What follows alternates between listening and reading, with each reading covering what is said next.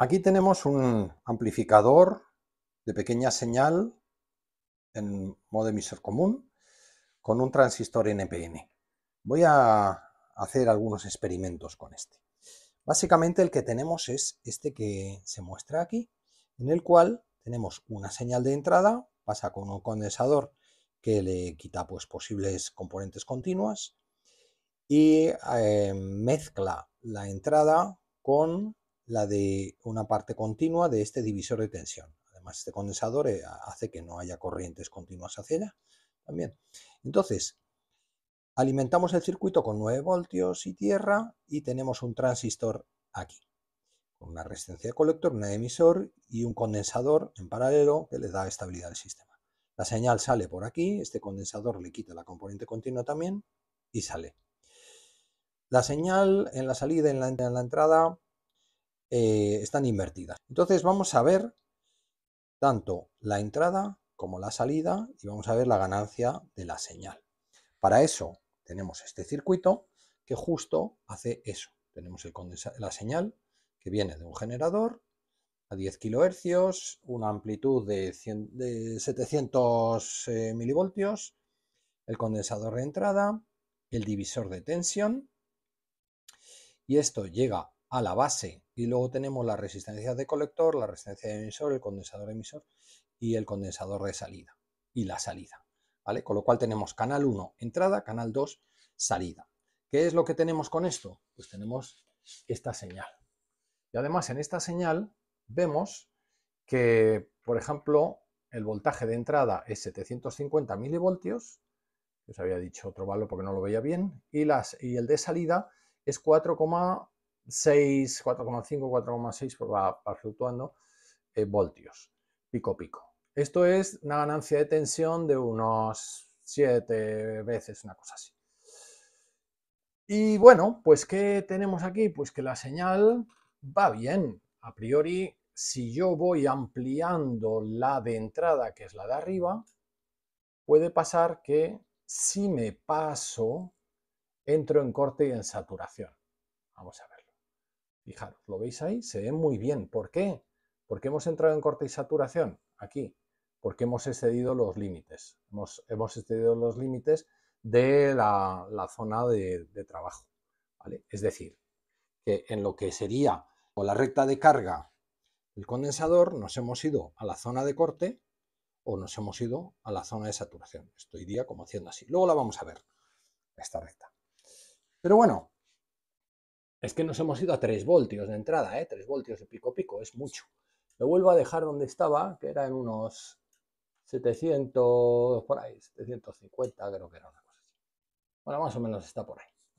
¿Vale? Entonces, ¿qué me interesaría mostraros ahora? Pues me interesaría mostraros, voy a volver a dejar esto, su amplitud inicial, que está en los dos igualitos, 2 voltios, ¿vale? Se ve la relación de lo pequeña que es a luego como ha amplificado.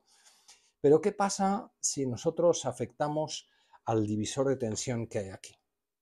Si nosotros cambiamos esta resistencia de abajo y la hacemos más pequeña, la componente continua que generará este divisor de tensión será más pequeña y por tanto le llegará lo que es el voltaje, este VB, el voltaje de la base, será más pequeño y la corriente será menor. Si la corriente es menor, significa que estaremos más bajos para esta zona, estaremos bajando para acá, ¿vale?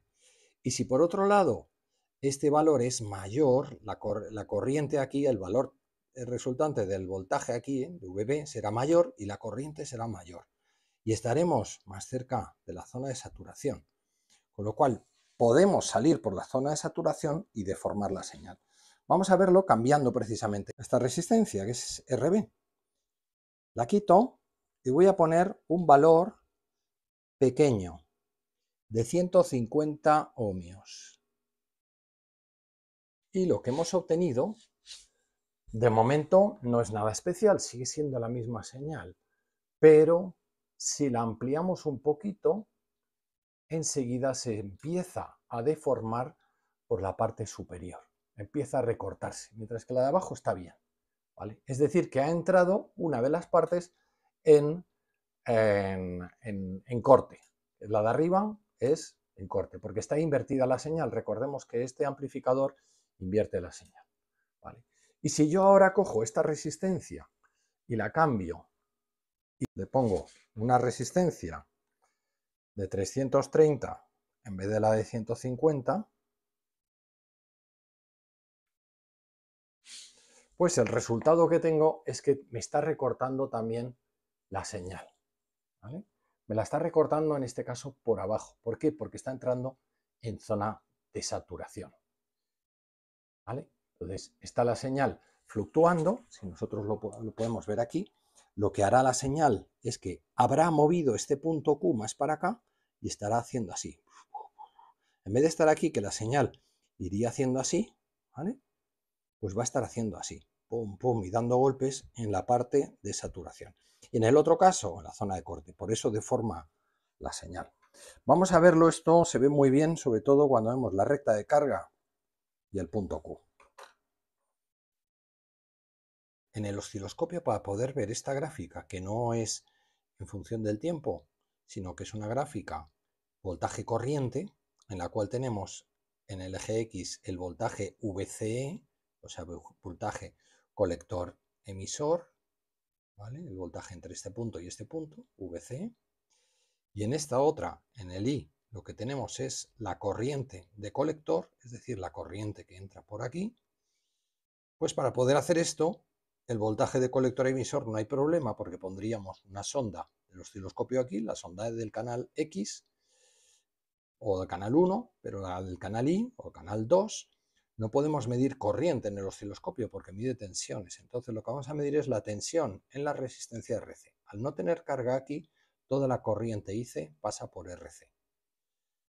Y puesto que lo que vamos a medir con el osciloscopio va a ser esta VRC, que es el voltaje en la resistencia RC, y es linealmente proporcional a la corriente, porque según la ley de Ohm, V es igual a I por R, así VRC sería igual a IC por RC, ¿vale? Con lo cual, pues vamos a tener una relación lineal y vamos a poder ver la recta de la misma manera, ¿vale? Lo único es que aquí vamos a tener voltajes en vez de corrientes, pero van a ser linealmente lineales con la corriente, ¿vale?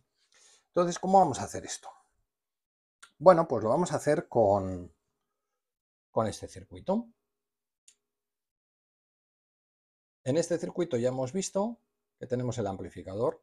¿Qué tenemos aquí conectado? Bueno, pues la sonda 1, la que va a ser el canal X, entre colector y emisor. Y la sonda Y va a estar conectada a la resistencia.